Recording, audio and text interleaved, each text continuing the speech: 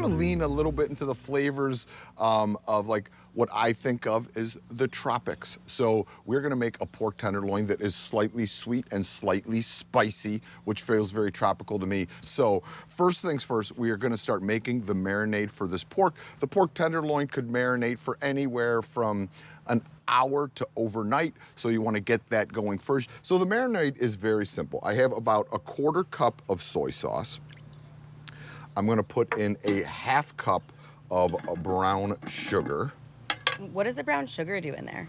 So the brown sugar adds a lot of sweetness, Liv, obviously. It also, because pork tenderloin is a quick cook, it's gonna give it a lot of caramelization on the exterior. So we don't have to worry about it burning, but we're gonna get that caramelization. Little trick with your brown sugar, everybody. Put 2 marshmallows in there. It will keep your brown sugar from getting all hard in a brick. Brown sugar stays fluffy. So a 1/2 cup of this. Then we're gonna go with roughly 2 tablespoons of Dijon mustard or whatever your favorite mustard is. I'm gonna go with a tablespoon of hot sauce. Obviously, if you want it spicier, add more. If you hate spice, add less. About a teaspoon of toasted ground coriander. And we're gonna put in the smallest pinch of salt because soy already has salt. So good amount of cracked black pepper. What else could you use this marinade on? You could marinate other things. So a marinade like this, Liv, because it has the brown sugar in it, I would only use this marinade on items that cook quickly. Salmon, this would be great with. A chicken breast, it would be great with. Leg and thigh, maybe you're getting into a burn situation. So marinade is made, and now I have some beautiful pork tenderloins here. This is very important. You see how this is this beautiful rosy pink? That is what you're looking for in pork. So I look for pork that has some good intermuscular fat to it, also that has this nice rosy color. That's what you're looking for. So pork has a little bit of exterior fat and silver skin on there. We're gonna take that off because it will be tough if we don't take it off now. So you could either ask them to do it at the grocery store or you could do it at home. Either way works. To take it off is very simple. You take the tip of your chef knife or whatever knife you're most comfortable with. So we make this little nook to give us a handle. Then we're gonna turn our knife up just a little bit so the knife is facing the silver skin, not the flesh of the pork. We wanna leave the pork on the loin. And you just slightly push your knife slowly, and you take all that silver skin right off. And when you look at it, see, no meat, all silver skin. That's what you are shooting for. So sometimes I buy meat, you might hate this, but I buy meat and I freeze it. What are your thoughts on that? What's the deal? The short answer is fresh is always gonna be best. Like, if you could do it fresh, do it fresh. Most meats freeze very well. Their cell structure holds up. Make sure that they're wrapped very tightly so you don't get freezer burn on them. You don't want to probably leave them in the freezer for more than 2 months or so, I would say at the max. All right, look, pork tenderloins are clean. I have a little resealable bag here. I'm gonna put the pork in the resealable bag. I'm gonna take our marinade and pour it over our pork. And then we are just gonna seal this all together, seal it up, and now our marinated pork could go in the fridge for a couple hours or overnight. This is gonna go in my fridge. Is there such a thing as marinating for too long? Yes. This marinade has soy in it. Soy has salt in it. Salt cooks. So if you put this in the marinade and are like 3 days later you went back to it, the salt would actually start cooking the meat, which would not be a good thing. Right. All right? And I'm clean and ready to go. I clean my hands, and now we can move on to our next step. So I have this guy that's been marinating. I let this marinate for about 4 hours. We have our grill set up. If you look at the grill, this is a setup we talk about all the time. We have coals on the back. They are hot. We have no coals on the front. So we're gonna get this over the coals. We're gonna get that good char on it, which is gonna take a couple minutes on each side. Once it's charred, I'm gonna move it to the front, put the lid down, close my vents a little bit so I could get to about that 400-degree temperature, and then we're just gonna wait till it's done, which brings up one very last important thing. People always are like, how do you know when it's done? I've been cooking for almost like 40 years, 38 years professionally. There's nothing wrong with using a thermometer. There's some great ones out there now that you could program into your phone. You put it in, it could withstand the heat. It's telling you what the temperature is second by second. I'm gonna cook these to 140 internal. That's gonna tell me when it's done. I'm gonna look at my phone, which has all the details on it. And so we're in good shape. So I'm gonna take the pork out of the marinade. We're gonna take the thermometer, I'm gonna put it into the pork loin. We're gonna put these right on our grill, on the hot part. You could hear the sear. We're gonna let them char up on both sides evenly so they get that great caramelization. We're then gonna move them to the front, drop the lid, they're gonna continue to cook.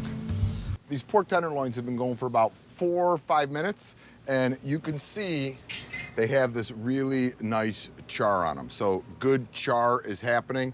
I'm gonna give them a flip, let the other side char, and then we will move them over, close the lid, and we will be good to go. So about another 4 minutes or so. Liv, remind me. Okay. We need to move them over. 4 minutes. Hey, Michael, it's 4 minutes. Make sure you check the pork. Okay, so look, this has good caramelization on both sides.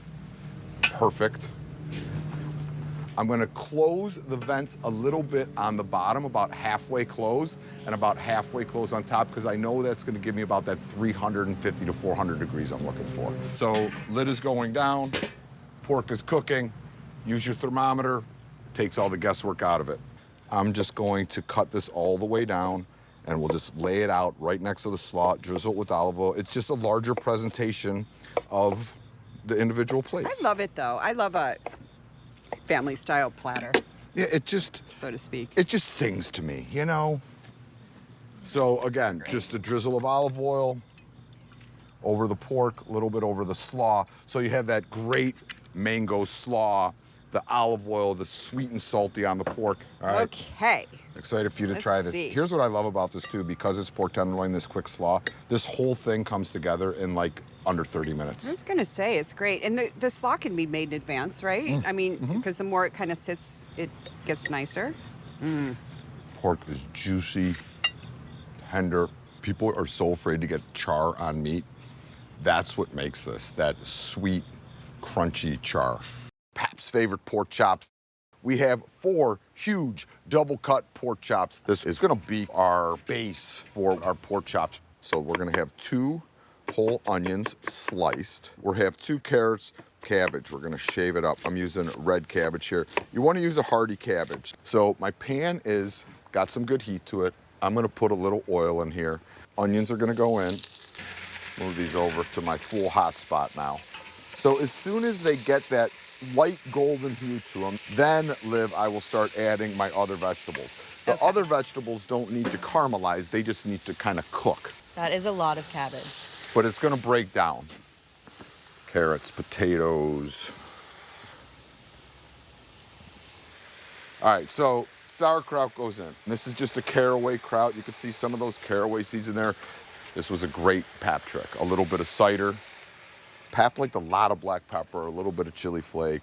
All right, so I'm just gonna bump this off to the side now, and it's gonna continue to break down. We're gonna make our rub. So equal parts of kosher salt and coarse cracked black pepper.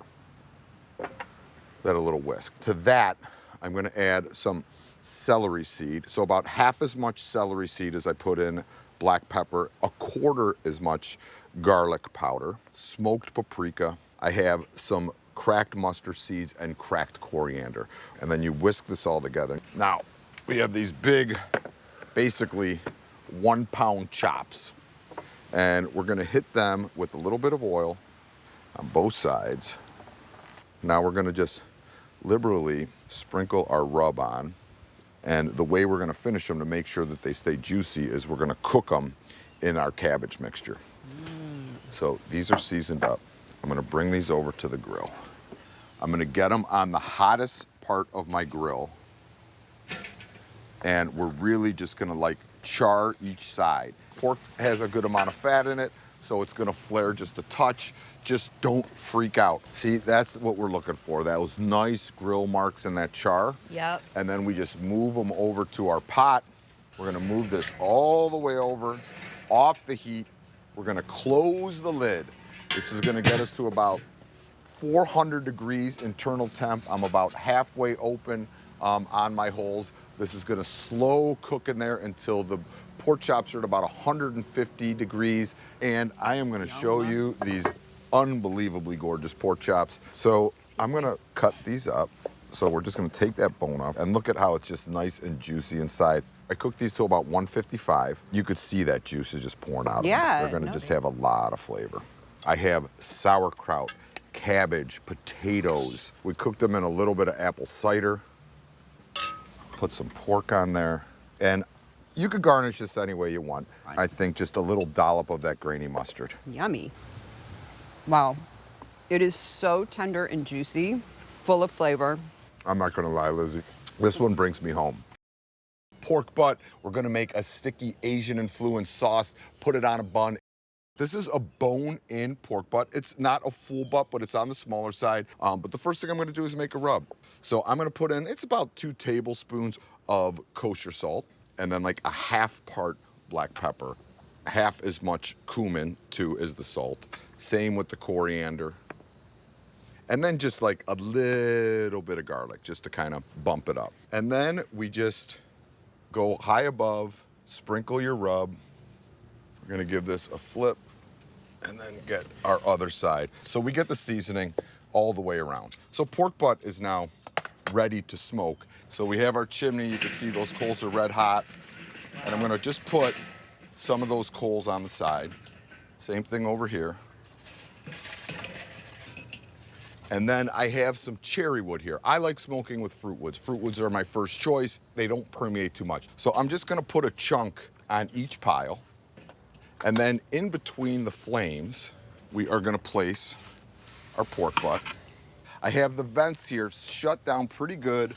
So I'm only at about a third open on my bottom vent. I'm gonna be a third open on my top vent. And that's gonna maintain around that 300 degree temperature I'm looking for. For a pork butt, I don't mind going a little hot and fast, so you could be anywhere between 275 and 325. We are gonna smoke this until it reaches an internal temperature of 205 to 210 degrees. That's when it's in the happy place for pooling. This is gonna take anywhere from 5 to 6 hours to cook. So, next, we're gonna make this sauce. And the sauce isn't gonna go on until we start pooling this towards the end of the procedure, but I'm just gonna get it done now. This is like a sweet, spicy, sticky sauce. So the first thing that we have is we have some fermented soybean paste, and I'm gonna go about 1/4 cup. It's gonna get really nice flavor because of that fermentation. It's like salty and delicious. Same amount of honey as fermented soybean paste, so about 1/4 cup. We have some Korean chili paste, a couple tablespoons. This is where your love or not love of heat is your call. Some marin, which is like it's like almost like a sweet Asian wine. A little bit of sesame oil, some sesame seeds, rice vinegar. It's the most mild of the vinegar, so it's not gonna get too tart. And then I am going to plop in 1 clove of minced garlic. So in goes the garlic, some scallion. I don't like this really thick barbecue sauce. I like it to be a little bit on the thinner side. We're still holding at about 305. We glazed this before we went out, close the lid back, let that sauce set. We are going to take off our pork butt. Okay. So, you know, we're getting right in there. Oh, I So- just saw some juice drip down. I'm just gonna pull enough for our sandwiches and I'll dress some of this. Take a little bit of our sauce. We're gonna Oh, yes. dress our pork with it. Oh, you put the bun right there. All right. I thought it was took us back. Wow. The gentle smoke of that pork butt the sweet stickiness and that deep flavor of the barbecue glazed sauce we made. Grilled strip steaks. So I have Dijon mustard here. I'm gonna brush both sides of this steak with Dijon all the way around. 4-finger pinch here. You need to salt a steak this thick very liberally. It's thick, it needs a lot of room to permeate, and a good amount of cracked black pepper, same thing. Now, reverse searing. Here's what you need to know. We're gonna be at a very low temperature here. I have coals on the back third of the grill. Once we get to that 105, 110, the steak is just about done. All we need to do at that point is sear it at the last minute before we serve it. Roasted garlic, anchovy butter. We need to roast the garlic. The good news is these reverse sear steaks are gonna take about an hour. Roasted garlic takes about an hour. So we're gonna put them in at the same time. I'm gonna cut the root end off the garlic, like so. We're going to place the garlic in our foil. You leave all the skin on there? Yep. We're gonna put a liberal amount of extra virgin olive oil on top. And we're gonna put a nice big pinch of sea salt. So we're gonna wrap this up in a little happy package, and we're gonna put it in with our steaks. We'll also cook this in about the same amount of time. All right, the anchovies. Pinch of salt on our cutting board. There's 2 anchovies here actually. I'm gonna give them a quick little chop. I put the anchovies on the board, and now I'm just smashing them into a paste with that sea salt. So they're kind of just dissolving, so those non-anchovy people aren't even gonna recognize that they were in the butter. So we have our softened butter, our anchovies. I'm gonna cut up some chives. All right, so chives are there. They go in with our butter. I like a lot of pepper with steaks, so I'm gonna go a good couple turns of cracked black pepper, pinch of sea salt, fork. So look, the butter, the chives, the salt and the pepper. We're reverse searing the steaks, Liz, so I'm gonna grab these steaks and just start the searing process. Okay. Look what's happening here. Look at how quick it happens. Yo, Because we put that hot reverse sear grill. on it, not hot grill. So I have the anchovy, butter, chives, salt and pepper. We fine. roasted a head of garlic. I'm gonna squeeze the head of garlic in with, Ah, that's why you keep the Perfect. skin on. now watch this, Liz. The nice thing about this reverse sear method, you don't have to let it rest too long. So it is still pretty hot on top, and we're gonna spread that anchovy, herb, garlic, butter right over top of that. All right, now this one is ours. I'm gonna cut them up. Look at it. See that? When you do the reverse sear, it just cooks it real evenly all the way through. We're gonna take some Flaky salt. flaky salt, put it One of on my favorite top. Things. It's perfect. Ladies and gentlemen, the king has left the building. I know I'm a chef and I could cook, but like the thing that I feel that I do better than almost anybody is steak. It's really buttery, but it's got that crunchy, almost crust to it. That pop of salt and that anchovy butter is unbelievable. Fennel crusted grilled pork porterhouse topped with citrus salad. We have our pork porterhouse. They have been coming out to room temperature. I'm gonna get my rub going. So I have equal parts brown sugar, kosher salt, and then half the amount of ground fennel, chili flake, and a good amount of cracked black pepper. So liberally with the rub on both sides. And then I am just gonna hit these with a little bit of fat before I put them on the grill. I have some duck fat in a can, which I'm gonna use, but any fat would work here. Whatever you kind of have on hand works just fine. So we're gonna give these a little spray. Now with pork, I'm gonna go 145 to get that juicy pork, especially with the porterhouse. If you cook them too far, they will be dry. Fat side down. Okay, as this is going, as I promised, I am going to make a fennel and citrus salad. So pretty thin, set your mandolin. All right, so shaved fennel goes in the pool. I'm also gonna take these tops, just with my knife. These still have good flavor. Remember, with any vegetable like this, the closer to the root, the more intense the flavor is. So this goes in. I'm gonna give those pork chops a flip again. So we're gonna move them over here, no longer on the coals. And then I'm gonna set down the lid. It's gonna create an oven in my grill and cook these through to the desired temp. So we are gonna supreme or segment these oranges. I don't wanna get the fibrous part. I'm just all flesh. So that way, when people are eating the salad, they don't have to deal with that fibrous part of the orange. So we're gonna put in a little bit of zest for Liv, and Liz likes the zest too, so. All right, now we're gonna put in about a cup of mint leaves, just whole, just pick off those mint leaves. I'm going to hit this with some extra virgin oil. Just gonna make like a dressing right in here. Sherry vinegar, a little bit of honey,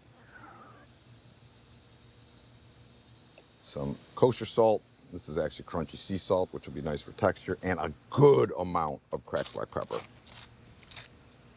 Give this a toss.